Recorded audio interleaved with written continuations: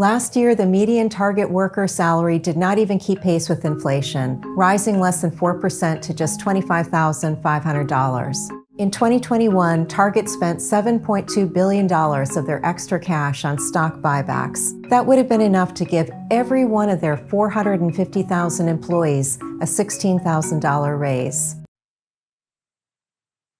I love the work More Perfect Union does because they dispel the notion that inflation is caused by workers getting paid too much or the government providing too much financial aid to ordinary people. In fact, the main focus for More Perfect Union has been the corporate greed that has driven up prices unnecessarily. So let's watch more of their video and we'll discuss what's really taking place here.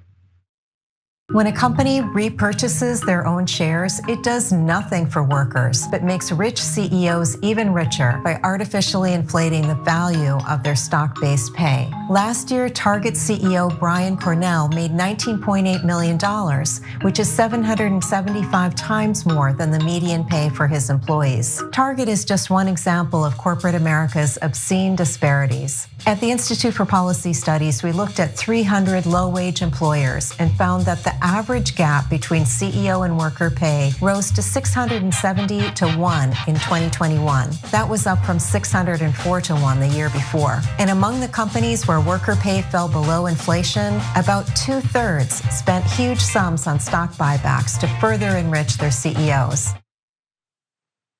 Everything these corporations do maximizes profit, ensures that the executives continue making more and more money.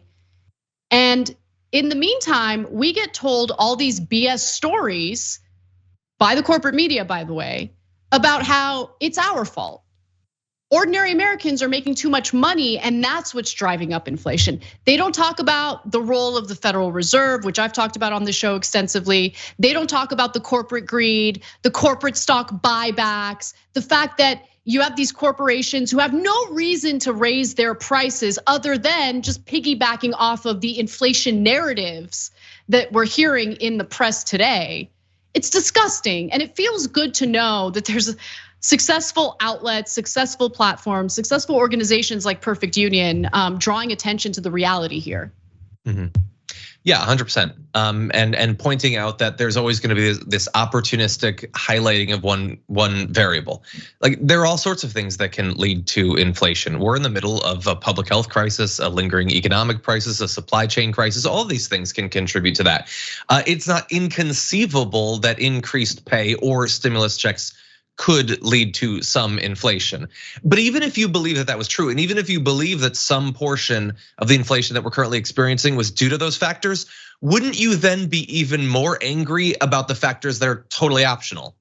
That aren't things that are totally out of our control, acts of God and all that. If we're already experiencing acts of God like the COVID pandemic, like the lingering supply chain problems, then to on top of that have corporate price gouging should infuriate you. But it doesn't infuriate any of these people.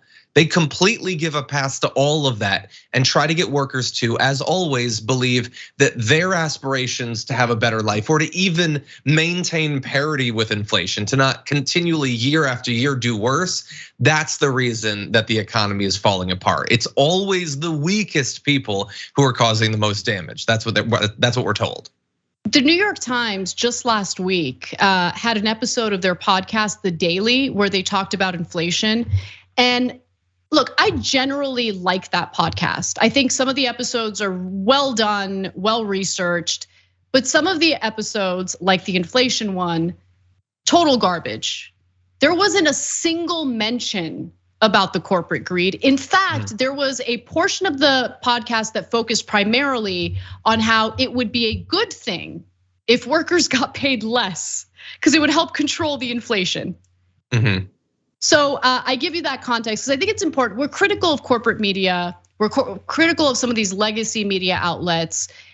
I think it's kind of sleazy to just make general vague statements about them without giving you specific examples. And that is a good example of what we mean when we attack them and their pro-corporate narratives. And I don't even know if they're aware of how pro-corporate their narratives are. But I think they're mistaken in not focusing on the corporate greed element that's driving up prices in certain sectors of the economy.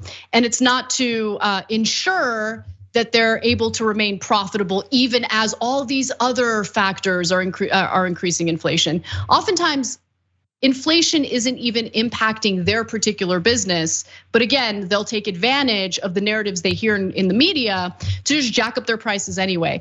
Yeah. Final video for you, final video, because I think this is an important component to what Perfect Union did here. They talk about solutions. And I wish President Joe Biden, along with the Democratic Party, was paying attention to this. Let's watch. One recent poll shows 87% of Americans view the growing gap between CEO and worker pay as a problem for the whole nation. What can we do about it? Workers can fight for equitable pay through collective bargaining. In other countries with higher unionization rates, CEO pay tends to be much lower than in the United States.